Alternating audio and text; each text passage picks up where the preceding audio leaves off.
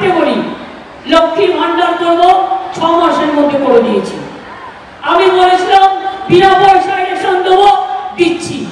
আমরা বলেছিলাম 10,000 টাকা কিষানরা পাবে, বছরে পাচ্ছে, এবং যার 1 কাঠা জমি সে 4,000 টাকা পাচ্ছে। আমরা বলেছিলাম স্মার্ট কার্ড করে দেবো, 10 লাখ টাকা করে স্মার্ট কার্ডও করে দিয়েছি। আর যা বলিনি তার সংখ্যা তো অনেক।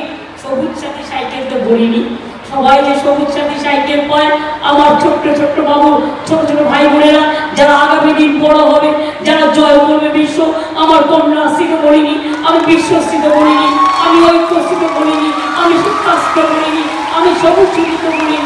কত করে দিয়েছি, আরো অনেক করবো। আপনাদের আশীর্বাদ শুভেচ্ছা পেলে মেনে রাখবেন। পরিযায়ী শ্রমিকরা জেনে রাখবেন, 28 লক্ষ ছেলে মেয়েদের নাম আমরা রেজিস্টার করেছি। এবং আপনাদের যে কোনো বিপদে আপদে আমাদের একটা ওয়েবসাইট আছে, যোগাযোগ করবেন। আর পরিযায়ী শ্রমিক যারা, তারা যেখানে যেখানে বাইরে কাজ করছেন চলে আসুন, আপনাদের আলাদা করে একটা স্বাস্থ্যসাথী কার্ড দেবো।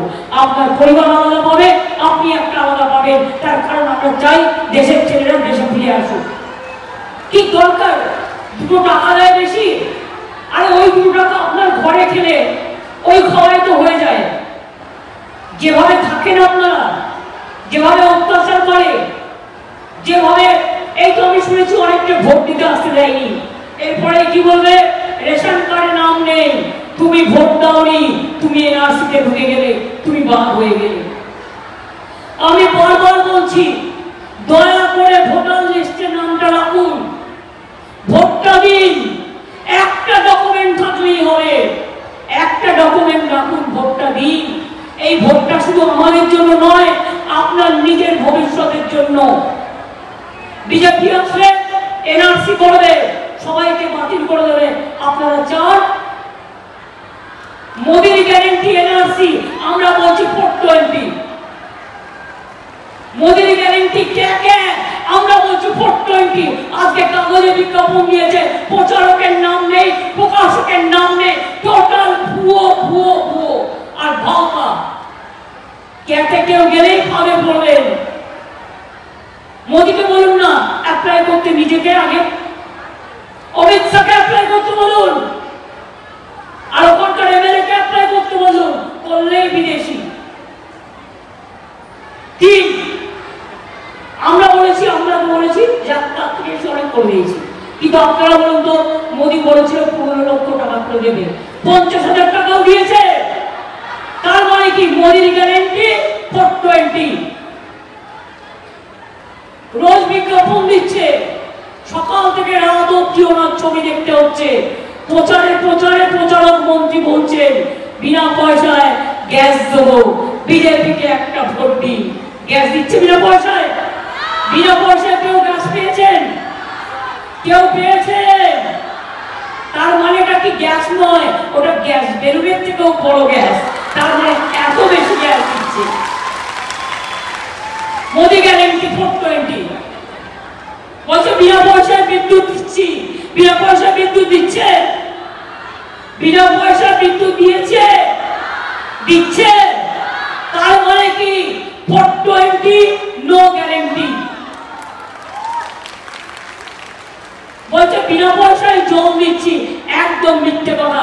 জল আমরা করে দিচ্ছি, আমরাই করে দেবো। মোদি গ্যারেন্টি 420।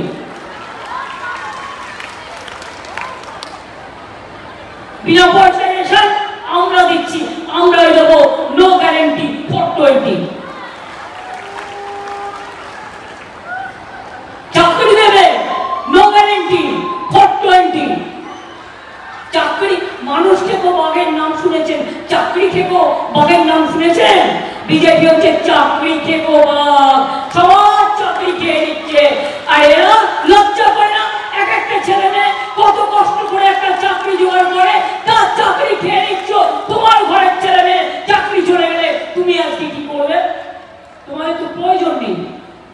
বিজেপি করলেই, এই দেখছেন আমার একটা ডায়াস, এটা হয়ে যাবে বিজেপি ভাত পাও ওয়াশিং মেশিন। চোর ডাকাত বজ্জাত মাফিয়া সব ঢুকে যাবে এটার মধ্যে। আর নিজেরা বড় চোর বলে বলছি 100 দিনের টাকা কেন দাওনি বাবু? বলছে তৃণমূল চুরি করেছে। পরে তুমি বাঁকাবাড়ি কেন করে দাওনি বাবু? বলছে তৃণমূল চুরি করেছে। আমি বললাম একটা প্রমাণ দেখাও বাবু। কোনো প্রমাণ নেই। 350 টিপ পাঠিয়েছ, জ্বালিয়েছ। আমরা তোমরাই সার্টিফিকেট দিয়েছো ইন্ডিয়া গভর্নমেন্ট। 100 দিনের কাছে 3 বার পর পর বাংলা ফার্স্ট হয়েছে। গ্রামীণ রাস্তার কাজে বাংলা ফার্স্ট হয়েছে, পাকা বাড়ির কাজে বাংলা ফার্স্ট হয়েছে। তা সত্ত্বেও তুমি দিলে না। তার কারণ তোমরা বাংলাকে ভালোবাসো না, বাংলাকে তোমরা সহ্য করতে পারো না। তোমরা হিংসুকে তোমরা দেশটাকে বিক্রি করো। আর বাংলা স্বাধীনতা এনেছিল, তাই তোমরা বাংলাকে মানতে পারো না। তাই মনে রাখবেন, আগামী দিন অন্য কাউকে ভোটটা দেবেন না। একটা ভোটের দাম অনেক। জোড়াফুলে ভোটটা দেবেন, ব্যক্তি 1 নম্বরে। আমি একটা কথাই বলবো, মনে রাখবেন একটা একটা করে সিট আমাদের বাড়াতে হবে। কেন? মোদিকে ক্ষমতায় আনা আর যাবে না। মোদি বাবু যদি আসেন, এনআরসি করে দেবেন, কে করে দেবেন, ইউনিফর্ম সিভিল কোড করে দেবে, সংবিধান ভেঙে দেবে, ধর্মীয় কোনো সংখ্যালঘুদের কোনো অস্তিত্ব থাকবে না, হিন্দুদের থাকবে না, ওবিসিদের থাকবে না, তপশিলীদের থাকবে না, আদিবাসীদের থাকবে না, মানুষের কোনো অধিকার থাকবে না। উনি একা রাজত্ব করবেন, দেশে কোনো নির্বাচন হবে না। এটাই শেষ নির্বাচন হবে।